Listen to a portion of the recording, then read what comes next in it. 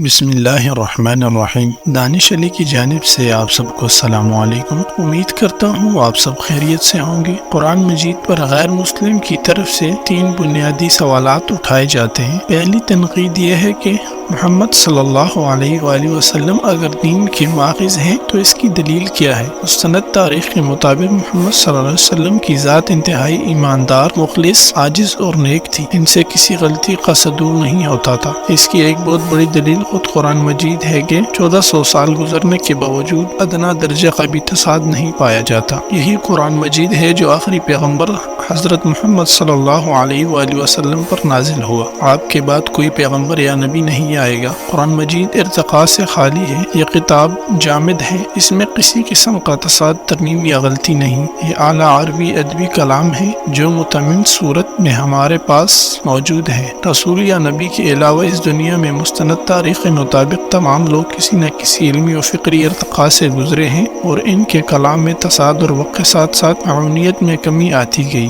جو وقت و حالات کے تقاضے پورے نہیں کرتے۔ سائنس کی دنیا ہو یا ادب کی، ہر شخص کی فکر میں سائنسدان یا ادیب تنقید کرتے رہتے ہیں۔ یہ سلسلہ اب بھی جاری ہے، لیکن اس کے برعکس قرآن مجید کم و بیش 1400 سال کا عرصہ گزرنے کے باوجود کسی بھی کمزوری کا شکار نہیں ہوا، الحمدللہ۔ دوسری تنقید یہ ہے کہ قرآن مجید کا اصل نسخہ کہاں ہے؟ قرآن مجید جب وحی کے ذریعے مکمل ہو گیا تو اس وقت صحابہ اور دوسرے لوگوں نے جو لکھنا جانتے تھے لکھنا شروع کر دیا، اور جو یاد کرنا جانتے تھے یاد کر لیا، اور اسی طرح اجتماع و تواتر کے ساتھ تاریخ کو منتقل ہوتا گیا۔ قرآن مجید دنیا کی تمام کتابوں سے منفرد اس لحاظ سے ہے کہ اس وقت ہر کتاب کا نسخہ ترتیب دیا جاتا ہے، تاہم قرآن مجید بغیر نسخے کے امت میں شائع ہو گئی۔ اس وقت بھی مشرق سے مغرب اور شمال سے جنوب کسی بھی لائبریری یا حافظ قرآن سے قرآن مجید کی تلاوت سن لے یا کتاب پڑھ لیں، کہیں بھی تصاد نہیں۔ یہ دنیا کے لیے ایک بہت بڑی خبر ہے کہ جس کتاب کا نسخہ نہیں لیکن وہ تصاد سے پاک ہے،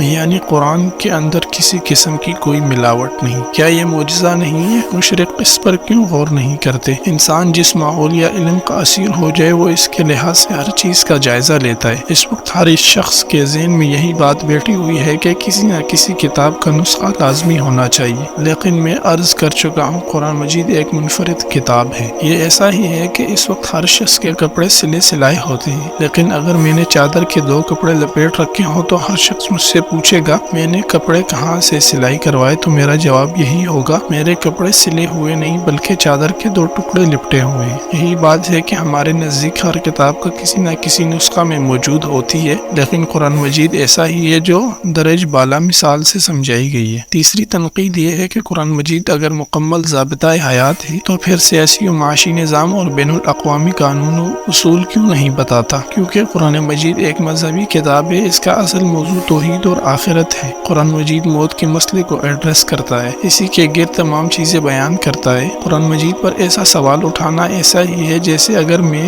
معاشی مسائل کے حل کے لیے کسی ماہر معاشیات کی کتاب کا مطالعہ کے بجائے قانون کی کتاب کھولوں، کیونکہ قرآن مجید کا اصل مدعا تو توحید اور آخرت ہے، جو ساری بات اسی کے گرد گھومے گی۔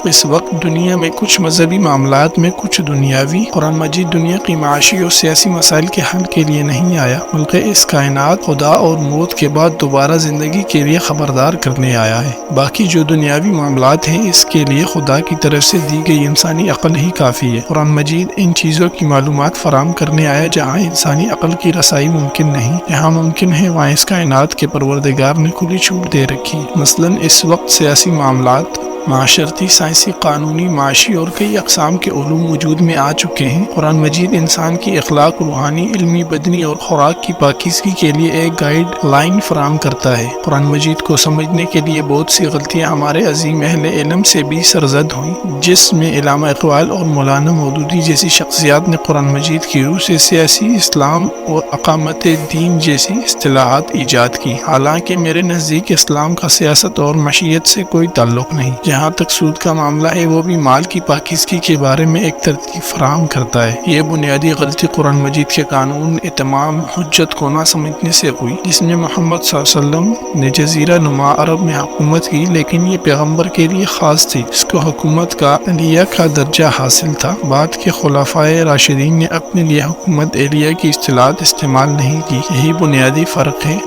جس میں بڑے لا حاصل تھے۔ بعد کے خلفائے راشدین نے اپنے لیے حکومت کا خیریہ کی اصطلاح استعمال نہیں کی۔ یہی بنیادی فرق ہے جس میں بڑے بڑے علماء کرام اس قانون کو سمجھنے کے لیے صاف کا شکار رہے۔ تاہم یہ سب علماء کرام ہمارے ہیں، انسان سے غلطی سرزائد ہونا کوئی بڑی بات نہیں۔ دوسری جانب ہمیں اس کی دوسری علمی کاوشوں کی بھی تعریف کرنی چاہیے۔ دین کے بارے شناسائی پہلی بار میں نے مولانا مودودی کے شاگرد اور ان کے ہم خیال ڈاکٹر اسرار احمد مرحوم سے ہی حاصل کی۔ ہم نے تین ذرائع علم سے فلسفہ، تصوف کے ساتھ ساتھ آسمانی مذاہب کا جائزہ لیا، لیکن میرے نزدیک قرآن مجید ان تینوں ذرائع کے علم پر پورا اترتا ہے۔ اس وقت علم کے تین ذرائع ہیں، لیکن کسی بھی شخص کے لیے چوتھا ذریعہ علم قرآن مجید اسی وقت ہی قابل قبول ہوگا جب وہ تینوں ذرائع علم سے قرآن مجید کو پرکھ لے گا۔ اس لیے پرائمری اور سیکنڈری کیٹیگری ضروری نہیں، بلکہ چاروں پرائمری کیٹیگری کے ہیں۔ یہ ایسا ہی ہے کہ انسان دو آنکھوں سے کوئی تیسری آنکھ دریافت کر لے۔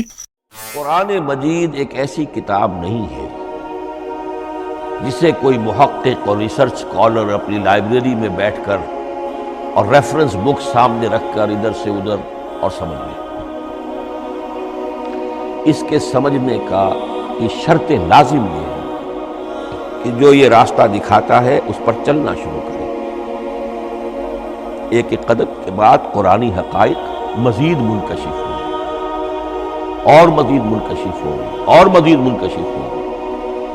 جب تک قرآن مجید کے بتائے ہوئے راستے پر آدمی چلے گا نہیں، قرآن کی اصل حقیقت اس پر کبھی منکشف نہیں۔ قرآن مجید کا صحیح فہم عمل کے بغیر ممکن ہے۔